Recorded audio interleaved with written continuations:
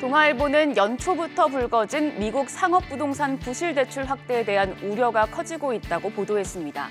특히 뉴욕 지역은행인 뉴욕 커뮤니티 뱅코프 주가가 또 큰 폭으로 하락하며 불안감이 커지고 있습니다. 미국 내에선 이번 사태가 2008년 세계 금융위기 같은 시스템적 위기로 이어지진 않을 것이란 시각이 우세합니다. 하지만 상당 기간 불확실성으로 작용해 경제에 부담을 줄 가능성이 제기됩니다.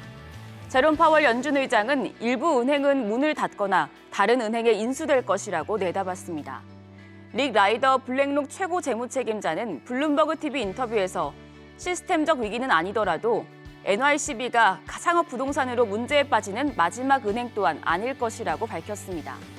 또 금융서비스 기업 캔터 피츠제럴드의 하워드 루트닉 최고 경영자는 최근 폭스뉴스 인터뷰에서 앞으로 2년 동안 수백조 원의 채무 불이행 사태가 발생하는 등 매우 추악한 모습이 나타날 것이라고 경고했습니다. 중앙일보는 최근 중국의 주요 주가 지수가 폭락한 가운데 중국 정부가 주식 대여 제한 등 추가 대책을 내놨다고 보도했습니다.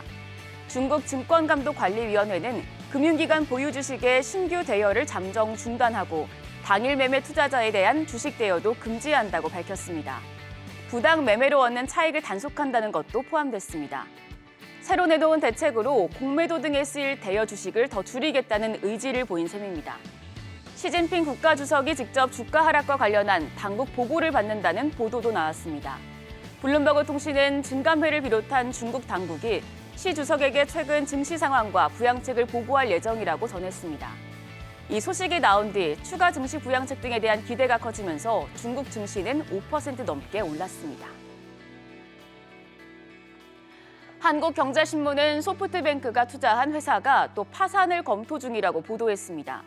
소프트뱅크 그룹으로부터 12억 달러, 우리 돈 약 1조 6천억 원을 투자받은 유전자 검사 업체 인바이테가 파산을 포함한 여러 선택지를 모색하고 있는 것으로 알려집니다. 인바이테는 심장병과 암 등의 분야에서 유전체 검사를 수행하고 소비자에게 결과 분석 및 상담 서비스를 제공하는 회사입니다. 이 회사는 혁신적인 바이오 기업이란 찬사와 함께 주가가 2019년 13달러에서 2021년 12월 56달러까지 크게 올랐었습니다.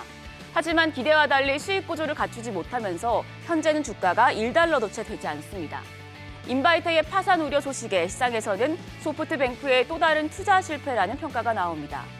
고금리 기조 속에 소프트뱅크가 투자한 기술 기업의 평가 가치가 떨어지면서 소프트뱅크는 2023년 회계연도 상반기에 1조 4,087억 엔의 적자를 낸 바 있습니다. 다음으로 조선일보 보겠습니다. 조선일보는 사우디아라비아에도 4조 원대의 천궁2 국산 요격 미사일 수출이 확정됐다고 보도했습니다. 국방부는 어제 한국과 사우디아라비아 국방부는 한사우디 국방장관 회담을 계기로 지난해 11월 한국 LRG 넥스원과 사우디아라비아 국방부 간에 체결한 천궁2 10개 포대 32억 달러, 약 4조 2,500억 원 규모의 계약 사실을 공개했다고 밝혔습니다. 천궁2의 수출은 2022년 1월 아랍에미리트에 이어 이번이 두 번째입니다. 한국형 패트리엇으로 불리는 천궁2는 교전 통제소와 3차원 위상 배열 레이더, 수직 발사대 등으로 구성됐으며 최대 사거리는 40km, 고도 40km 이하로 접근하는 적 항공기와 미사일 요격에 동원됩니다.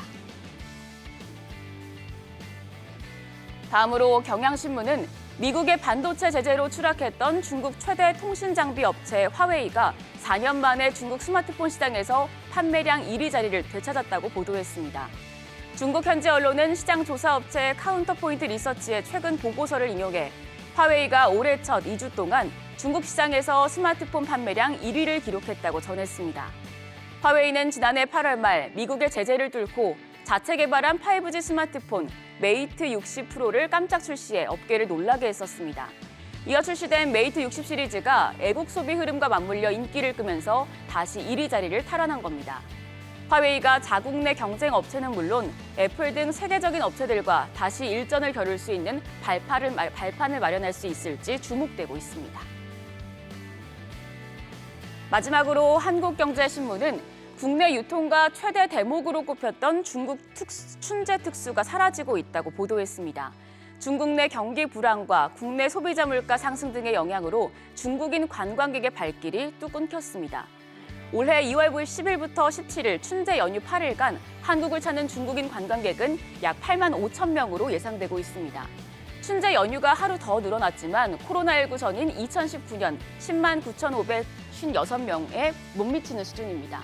가뜩이나 중국인은 안 오는데 설 연휴에 해외로 떠나는 한국인은 작년보다 많아졌습니다. 설 연휴 해외여행 상품 예약 건수는 하나투어가 작년 연휴 대비 106%, 모두투어가 78%, 노랑풍선이 50% 늘었습니다.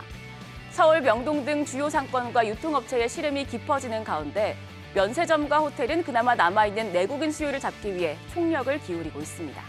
지금까지 조간 브리핑이었습니다.